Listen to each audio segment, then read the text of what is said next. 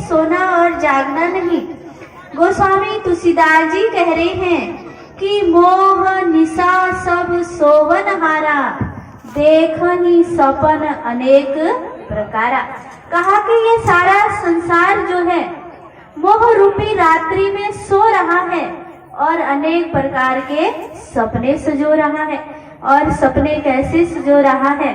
कहा कि जैसे एक शेख चिल्ली नाम का व्यक्ति था, और जो वो शेख चिल्ली था सोने में तो क्या, सोते समय तो क्या, वो जागृत में भी, खुली आंखों में भी सपना देख लेता था। लेकिन काम धाम करना के लिए बड़ा ही आलसी प्रवृत्ति का बड़ा कामचोर था। और घर के जब लोग उसे बार बार ताना मारते हैं कि भाई कुछ काम धंधा करो, कुछ काम धंधा करो, और तुम्हारी उम्र हो गई है, शादी योग्य हो गए हो, और जब कुछ काम करोगे तभी तुम्हारा शादी ब्याह होगा। अब उस व्यक्ति ने, एक शेख चिल्ली ने सोचा कि रोज रोज के ताने सुनने से मैं बड़ा परेशान हो गया हूँ, और आज मैं घर के लोगों को कुछ काम करके दिखाऊंगा। अब वो जो है रेलवे स्टेशन पर पहुंच जाता है, और वहां जाकर के रेलवे स्टेशन जब वो पहुंचता है तो क्या देखा कि अभी ट्रेन को आने में कुछ समय है, घंटे बाकी है। तो वो क्या करता है, वहां पर सो जाता है। अब जब सो जाता है तो ट्रेन आती है, ट्रेन से लोग उतरते हैं और चले जाते हैं। लेकिन एक सेठ जी थे जो सारे कुली जब निकल गए तो उन्होंने क्या किया, इस शेख चिल्ली को हिलाया और कहा कि भाई क्या तुम मेरा सामान मेरे गंतव्य तक पहुंचा दोगे? तो शेख चिल्ली कहता है कि हाँ हाँ क्यों नहीं, मैं तो यहाँ काम करने के लिए ही बैठा हूँ और आपके सामान को आपके घर तक मैं पहुंचा दूंगा, लेकिन पहले बताओ कि मुझे कितना पैसा दोगे। पहले के समय में पैसे की बड़ी कीमत होती थी। तो सेठ जी कहते हैं कि मैं तुमको 1 पैसा दूंगा। तो शेख चिल्ली जो है बड़ा खुश हो जाता है और कहता है कि सेठ जी लाओ, क्या सामान आपका ले जाना है। तो सेठ जी कहते हैं कि बेटा मैं गांव से, शहर से शहद ला रहा हूँ किसी काम से, और ये शहद की मटकियां हैं और इनको बड़ा संभाल के, बड़ी हिफाजत से तुम चलना, क्योंकि अगर तुम्हें ठोकर लगी और ये गिर गए तो मेरा शहद जो है वो बर्बाद हो जाएगा। कहा कि तुम चिंता मत करो और इन शहद की मटकियों को मेरे सर पे रख दो। अब सेठ जी ने क्या किया, एक मटकी के ऊपर दूसरी और दूसरी के ऊपर तीसरी मटकी रख दी। अब सेठ जी आगे आगे चल रहे हैं और शेख चिल्ली उनके पीछे पीछे चल रहा है। अब जो शेख चिल्ली है अब वो सपने सजो रहा है। क्या सपना देख रहा है कि सेठ जी का सामान इनके घर तक छोड़ूंगा तो मुझे 1 पैसा मिलेगा, और उस 1 पैसे से मैं क्या करूंगा, एक मुर्गी खरीदूंगा, और वो मुर्गी अगले दिन अंडा देगी।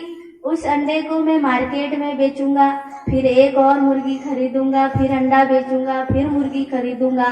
ऐसे करते करते क्या होगा, बहुत बड़ा एक मुर्गी फार्म हो जाएगा, और जिससे क्या होगा, मेरे बहुत सारे अंडे रोज मार्केट में बिका करेंगे। तो बहुत सारे जब अंडे बिकेंगे उनसे अच्छी आमदनी होगी, और फिर मैं क्या करूंगा, एक दूध की डेयरी का भी काम कर लूंगा। 2 बिजनेस में एक साथ करूंगा।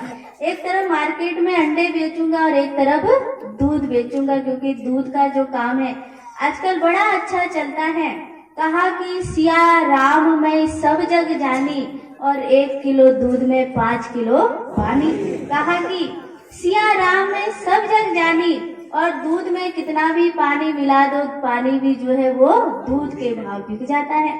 तो कहा कि मैं दूधिया का भी काम करूंगा और बड़ा प्रॉफिट होगा, मुझे बड़ा लाभ होगा, और उससे क्या होगा, फिर मेरे लिए अच्छे अच्छे रिश्ते आया करेंगे, और फिर मैं एक खूबसूरत लड़की से, पढ़ी लिखी लड़की से, इंटेलिजेंट लड़की से शादी कर लूंगा, जो मेरे घर को बड़े अच्छे रूप से चलाएगी, और फिर समय के साथ मेरे बच्चे भी होंगे, और फिर बच्चे कहेंगे कि पिताजी तुम खाना खा लो, तो मैं इतना बड़ा आदमी हो जाऊंगा कि फिर मैं मुंह से नहीं कहूंगा मुझे नहीं खाना है।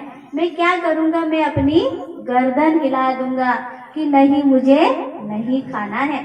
अब जैसे ही शेख चिल्ली ने अपनी गर्दन हिलाई तो जो सारी शहद की मटकियां थी वो धड़ाम से गिर गई। अब सेठ जी चिल्लाते हैं कि बेवकूफ कहीं का, नालायक कहीं का, और मेरी शहद की मटकियां तूने मिट्टी में मिला दी।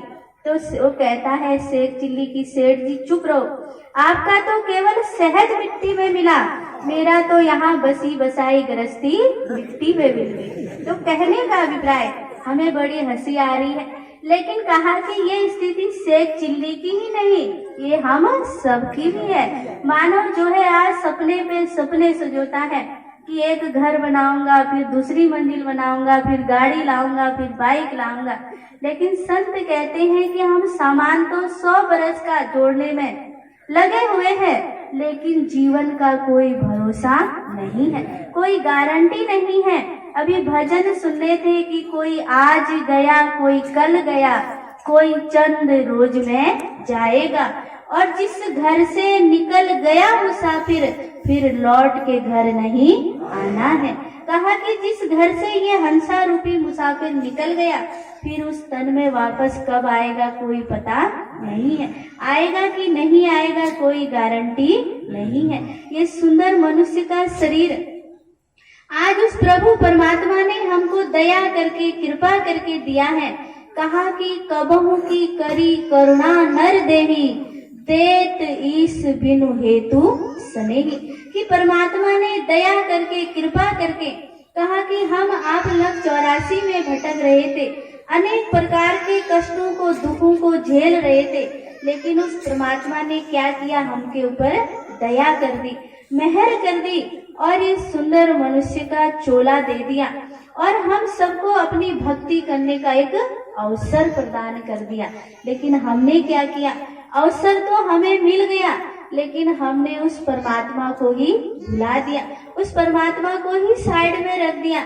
आज लोग कहते हैं कि भक्ति भजन हम बुढ़ापे में करेंगे, बाद में देखेंगे, अभी तो बहुत सारे काम पड़े हैं, अभी तो हम संसार में भाग रहे हैं और इतना व्यस्त है कि हमें फुर्सत ही नहीं है, टाइम ही नहीं है।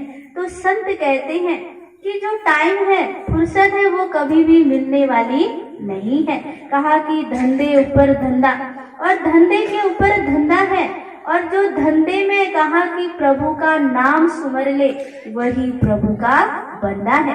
और अगर इस धंधे में हमने प्रभु के नाम का सुमरन नहीं किया, तो कहा कि हमारे जैसा फिर मूर्ख कोई नहीं है, हमारे जैसा कहा कि बुद्धिहीन फिर कोई नहीं है। इसीलिए संत चेताने के लिए, जगाने के लिए आते हैं।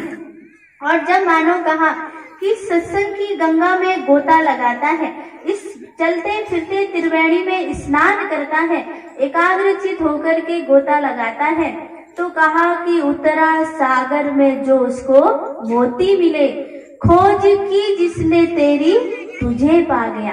कहा कि सत्संग की सागर में, मान सरोवर में जो जितना उतरता है, हृदय की गहराई में जितना जाता है, उससे ही उस परमात्मा की प्राप्ति होती है। तो आज हमको भी ये सुंदर चोला मिला है, हम अपने जीवन को शेख चिल्ली की तरह सपने देखने में, सपनों को साकार करने में ही अपने टाइम को, अपने जीवन को बर्बाद ना करें। कहा कि ये जीवन जो है, संत कहते हैं कि हर योनि हर भोग मिलेंगे, मिले नहीं अविनाशी। कहा कि मानव हर योनि मिल जाएगी, हर प्रकार के भोग मिल जाएंगे, पुत्र परिवार धन वैभव सब कुछ मिल जाएगा, लेकिन परमात्मा की भक्ति करने का अवसर नहीं मिलेगा। तो आज ये अवसर मिला है, जीवन मिला है, समय मिला है, और ऐसा सुंदर संत समागम मिला है। तो इस संत समागम से हम लाभ को उठाएं और अपने मन को चारों तरफ से हटा करके सत्संग की गंगा में गोता लगाएं। तो आगे परम पूज्य बाजी अपने सत्संग विचार रखेंगे, आप सभी उनकी वाणी को प्रेम पूर्वक श्रवण करेंगे।